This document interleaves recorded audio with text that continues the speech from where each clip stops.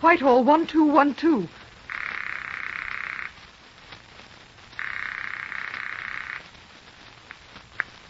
This is Scotland Yard.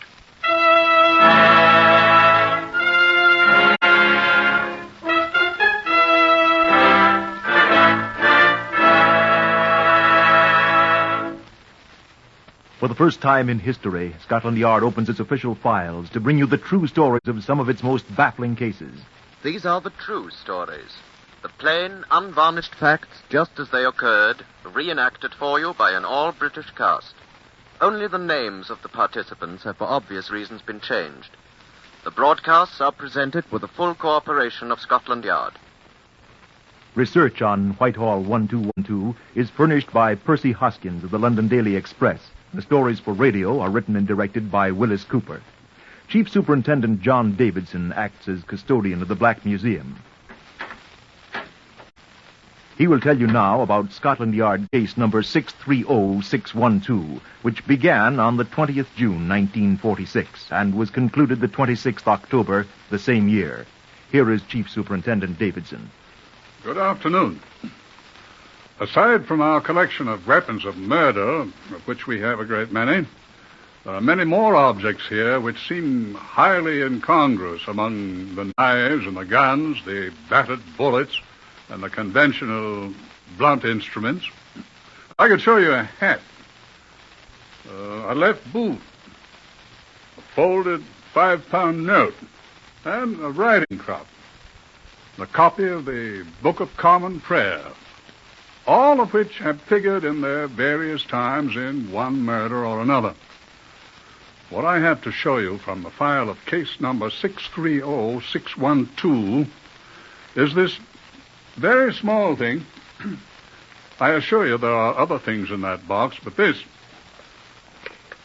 artificial pearl from a girl's necklace aided enormously in hanging a man. You know, if you're contemplating murder, a look at our exhibits here at the Black Museum would almost make you lose your enthusiasm for it. Now, this is Superintendent Thomas Meredith, who had a great deal to do with this case. I find myself becoming more and more impatient with murderers, John. I suppose I should ask why. They're so stupid. None of them ever learns that he can't get away with it. Well, if we could get murderers to come to a school, perhaps... Oh, they come to school, John, but they're always late. I don't think that they like the schoolmaster very well. Oh, the judge? No, old boy. The hangman.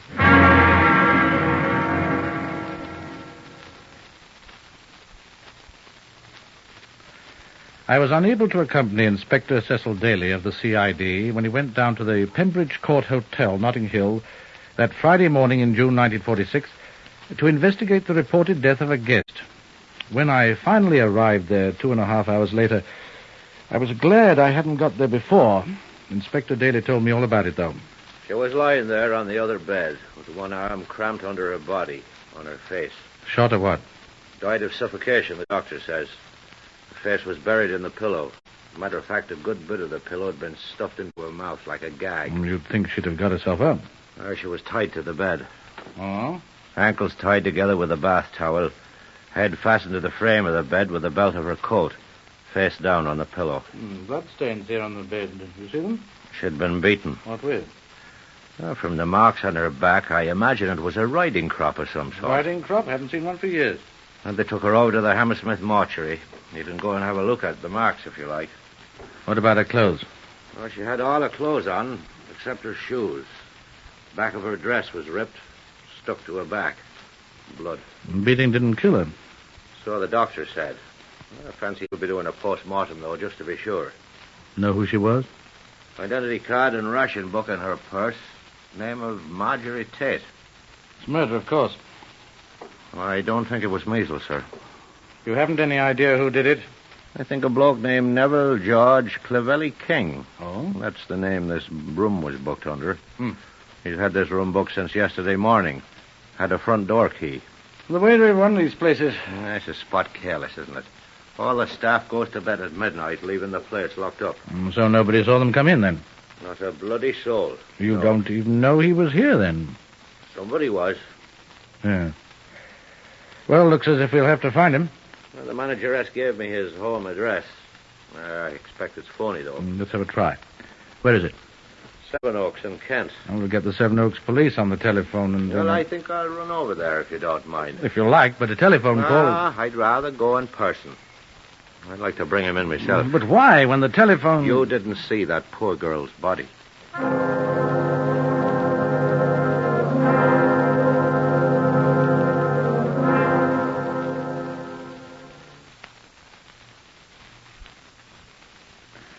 Inspector Daly was a little surprised to find that the address was correct. Nobody, however, was much surprised to find Neville Georgeclavelli King gone from there. Daly brought back a photograph of the man, which showed him as a remarkably good-looking young man of about 30, dressed in the uniform of a flight sergeant of the Royal Air Force. We contacted them. If you do hear of him, squadron leader, will you please let us hear from you at once, then? Uh-huh. Inspector Daly. That's right. Scotland Yard. Thank you, sir. What about him? Snafu, as the Americans say, sir. What? Posted as a deserter 3 months ago. I knew it looked too easy. As a matter of fact, it didn't look quite so difficult as Inspector Meredith seemed to think. The pressmen had got hold of the story, and every newspaper in London, as well as a great many in the rest of the country, were carrying lurid stories about the sadistic murderer and his victim, for one thing.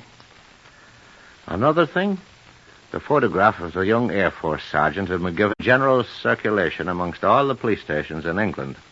And with the RAF looking for him as a deserter, it seemed certain to me that he'd be found at once. But he wasn't. He did communicate with Scotland Yard, with me, rather. That was on Monday the 24th, 3 days after the battered body of Marjorie Tate had been discovered.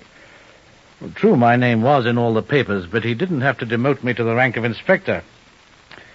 Dear Inspector Meredith, he wrote, I feel it to be my duty to inform you of certain facts in connection with the death of Mrs. Marjorie Tate at Notting Hill Gate. Kind of him. Quite. I looked in at the hotel last Sunday, but not with Mrs. Tate, whom I met for the first time last week.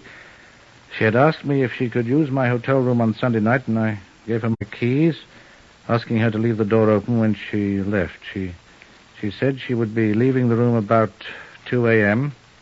It must have been about 3 a.m. when I returned to the hotel and found her in the condition of which you are aware. It's a delicate way to put it. She had told me that she was to meet a man there whom I have seen. I will give you a description of him. Aged about 30, dark hair, black, with small moustache, height about 5 feet 9 inches, slim build. His name is Jack. And I gather he was a friend of Mrs. Tate's of long standing. Does he say why you left the place? I realized I was in an invidious position when I found the body, and rather than notify the police, I packed my belongings and left N.G.C. King. The man think we're idiots. Oh, here's a postscript. I'm in possession of the instrument with which Mrs. Tate was beaten, and am forwarding it to you today. You will probably find my fingerprints on it, but you should also find others as well. NGCK. What are you daydreaming about, Daly? I'm just wondering why he killed her, sir. You think he did? Sir, I'm not an idiot.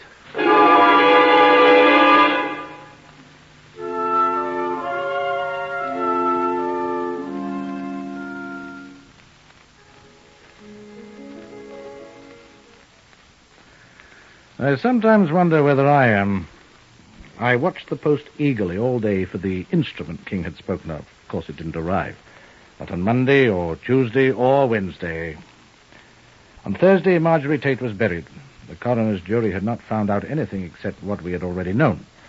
Another victim of a person or persons unknown.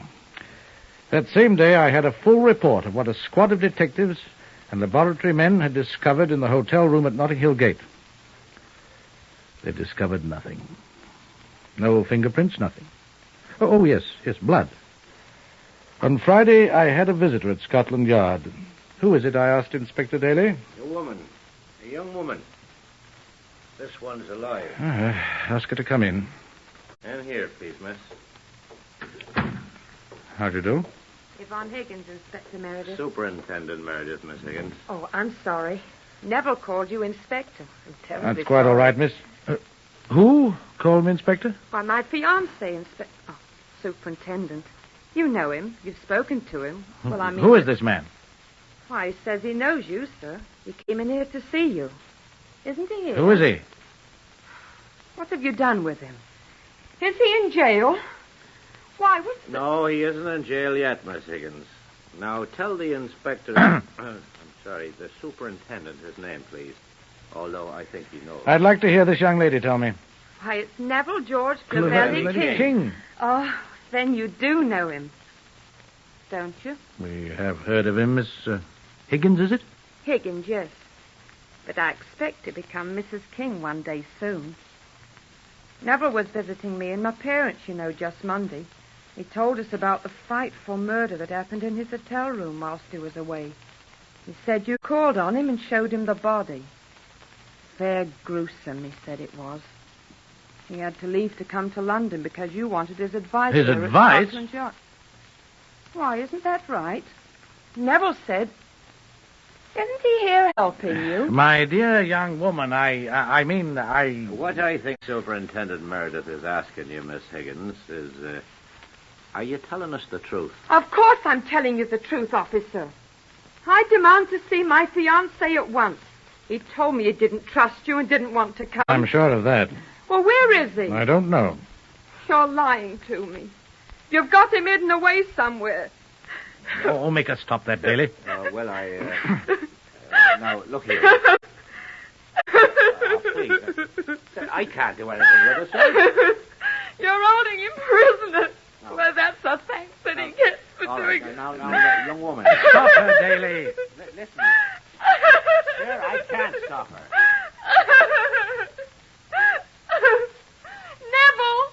Neville, where have they got you? You see? I want Neville. Now, wait a second. Now, wait, Miss Higgins. Wait, I say. That's better. Now, listen to me. No, look here, I'm old enough to be your father. Will you believe me? Yes, sir. Well, then. Now, listen. We want your Neville just as badly as you do. But you aren't going to marry him. No, I think I can assure you that we're not. What we want is to ask him a few questions about the murder of Mrs. Tate. He had nothing to do with it. You asked his advice. Madam, I have never seen the man in my life. He said you knew him well. I do not. Neither do I. But he said you asked his advice. He lied if he said that. Oh, I don't understand. How long have you known this man? Well, a month. Are you aware that he is a deserter from the RAF? He's a lieutenant colonel in the Air Force. There aren't any lieutenant colonels in the Air Force, miss. Oh. I was going to marry him. Do you still want to? Did he? He didn't murder that woman, did he? Did he, mister? We think he knows who did, miss. That's why we want to find him. What am I going to do? How old are you? I'm 25, sir. Then you are certainly old enough to know the difference between right and wrong. I suggest you go back home and make up your own mind. Now, look Young here. woman, I would point out to you that you are dealing with the police now. Yes, And if you hear anything further from him, you are to advise us at once. yes, sir. And after we are finished with him... And the RAF. Yes? After we're all finished with him... I don't think I shall want to marry him. You will probably find that course much safer. Goodbye, Miss Higgins. This way, miss.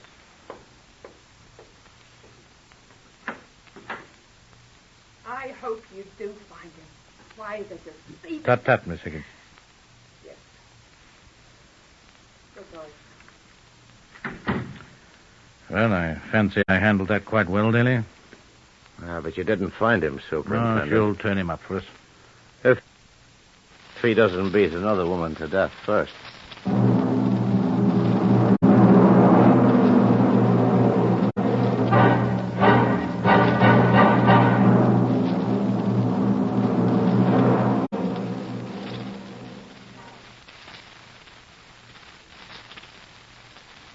Doreen Reed's body was found 3 days later near Bournemouth in a deep, narrow ravine called Branksome Chine, quite near the center of the town.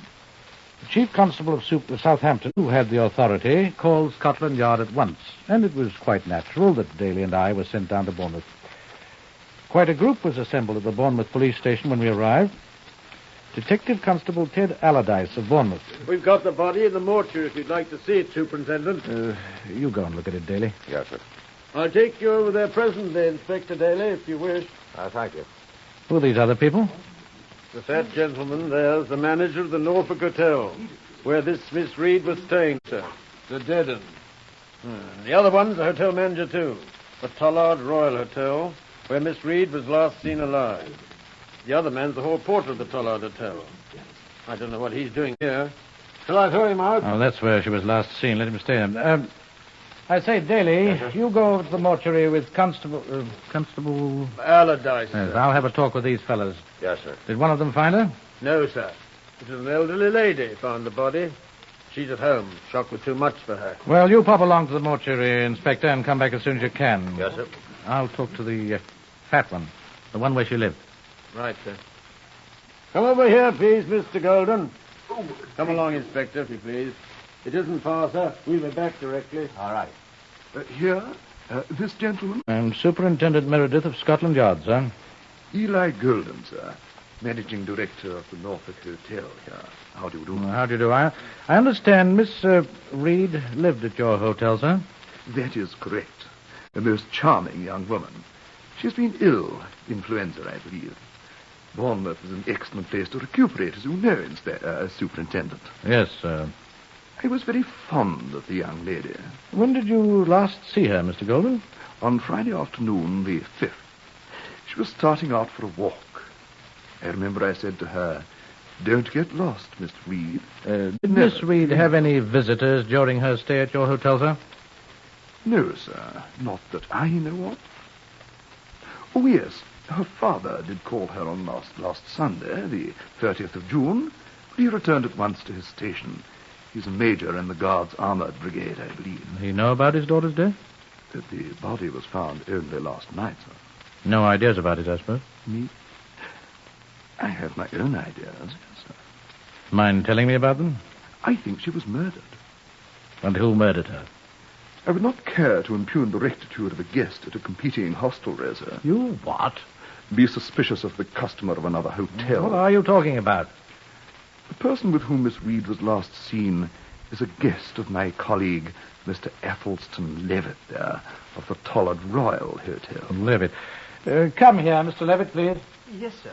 This is Inspector... Superintendent. Excuse me. Superintendent Meredith of Scotland Yard, Athelstan. I was just telling him that the late Miss Reed was last seen alive with one of your guests. Thank you, Eli. I'm afraid that is true, Superintendent, unfortunately. Who is the guest? Group Captain Rupert Brooke of the Royal Rupert Air Force, Brooke? I'm under the impression that he's a relation of the late lamented poet, sir. Is he still staying at your place? He's still a guest at the Tollard Royal, yes, sir. I'd like to see him. Surely you don't suspect Group Captain Brooke, sir. He is a guest. I'd like to see him. I shall ask him to come down here, sir. Please. By the way, did you see Miss Reed the day she disappeared? I saw her with Group Captain Brooke in the lounge that afternoon and evening, sir, yes. You saw Brooke start to accompany Miss Reed to her home, the Norfolk Hotel, sir, where she never arrived. I did not. You said you did, Athelstan. I said I saw him start away with her, but he came back and she walked home alone. Or started to. Did they quarrel? I don't think so. Tell the superintendent the rest of your story, Athelstan. Will you please stop prompting me, Eli? If you please, gentlemen. Go on, Athelstan, go on. Eli. All right, Superintendent. Group Captain Brooke had a drink in the lounge. I think he drank a pink gin. A gin and it, you said, Athelstan. What does it matter what he drank? A gin and... Gentlemen, please. Whatever he drank, he presently went out through the front door alone, looked around a few seconds. Athelstan always watches his guests so closely. I learned the art from watching you, my dear Eli. Where was I? Your guest was looking around. Oh, yes, he went for a stroll. In the dark. Be quiet. Did he follow Miss Reed? No. Well, at least I don't remember. Well, what happened? He didn't come back, Superintendent. Who didn't, you?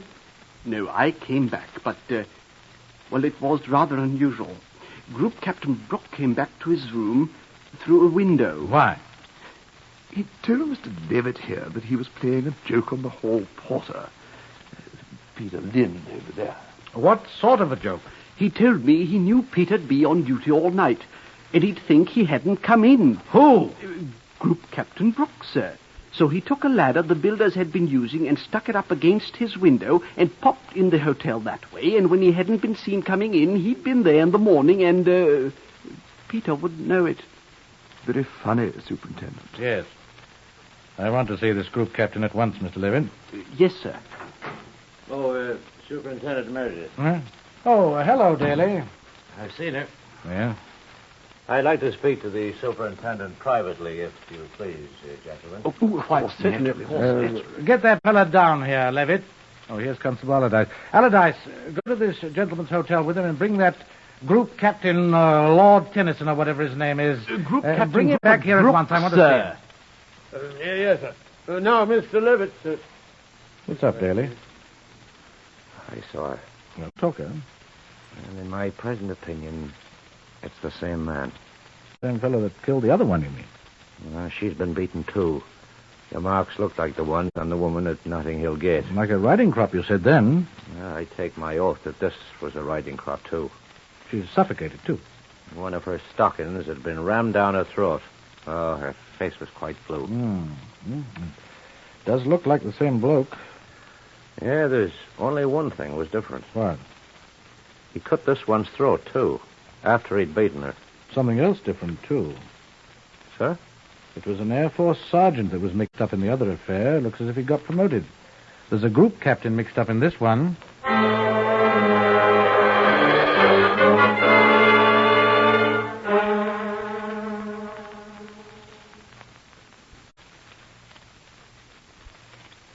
The group captain's in the next room, sir. Who, Allardyce?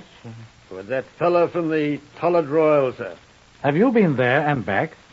Well, sir, that's Mr. Levitt. He didn't want me to go into the hotel. But everyone knows I'm a police officer. So he fetched him down himself while I waited here. Did I or did I not give you a direct order, Constable Allardyce? You did, sir? Which you didn't obey. Oh, I'm sorry, sir. I'll deal with you later, my lad. Come along, Daly. Yes, sir. Oh, and you, Constable, you stay outside this door here and wait until I call you. Do you understand that? See that you do. In here? Yes, sir.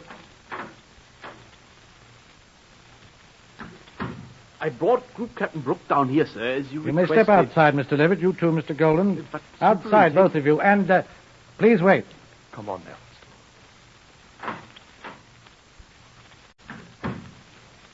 Well, Group Captain Brooke, you're not in uniform.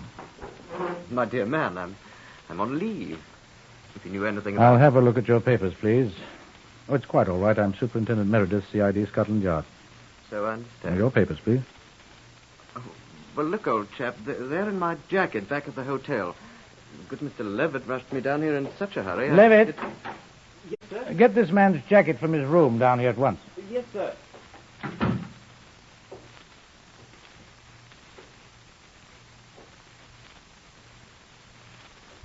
I say, aren't you just a trifle high-handed, old man? I merely want to be sure you are who you say you are.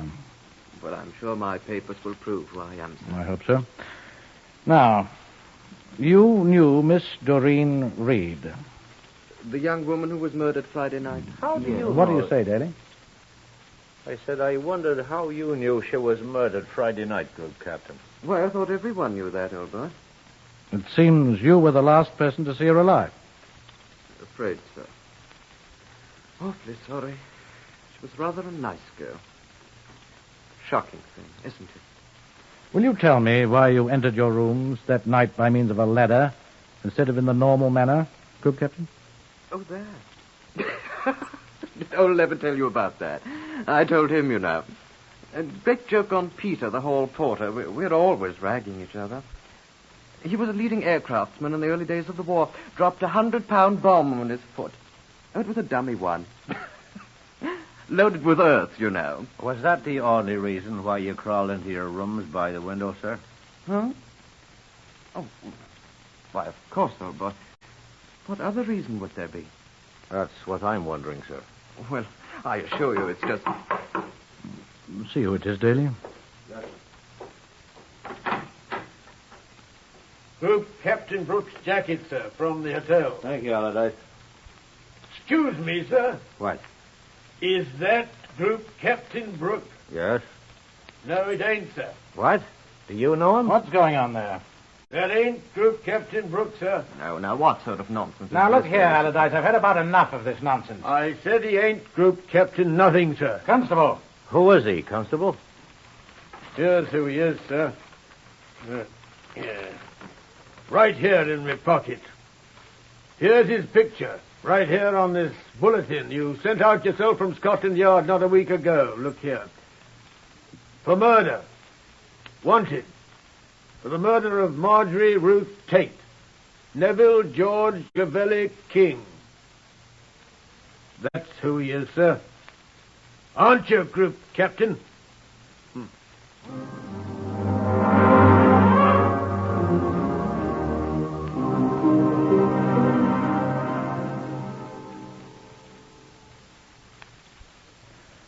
In the pocket of the jacket, we found no papers at all, only a cloakroom ticket from the Bournemouth West Railway Station for a suitcase. Allardyce went and fetched it, and we opened it up.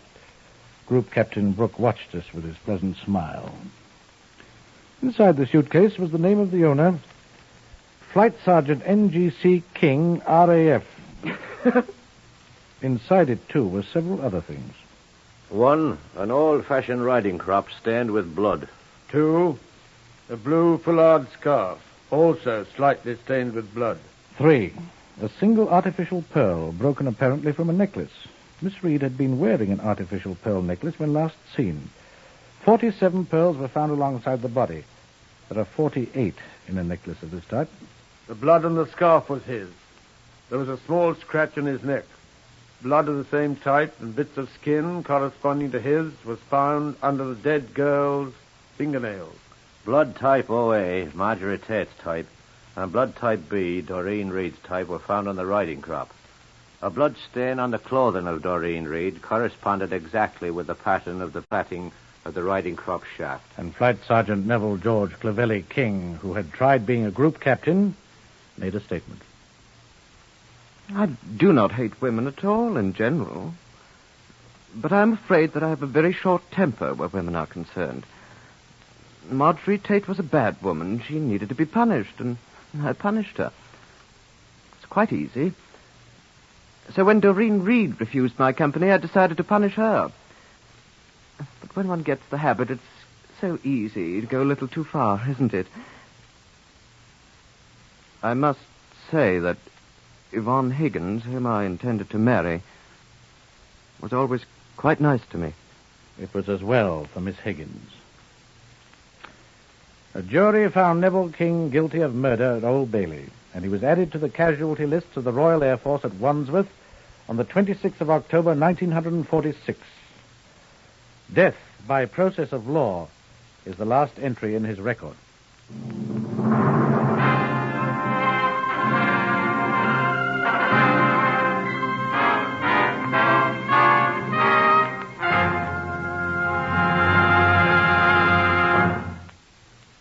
Heard in today's reenactment of Scotland Yard case number 630612 were Harvey Hayes, Guy Spall, Morris Dallymore, Gordon Stern, Evan Thomas, Lester Fletcher, Beulah Garrick, and Pat O'Malley.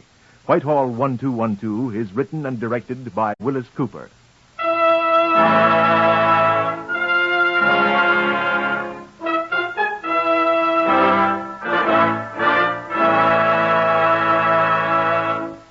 This is NBC, the national broadcasting company.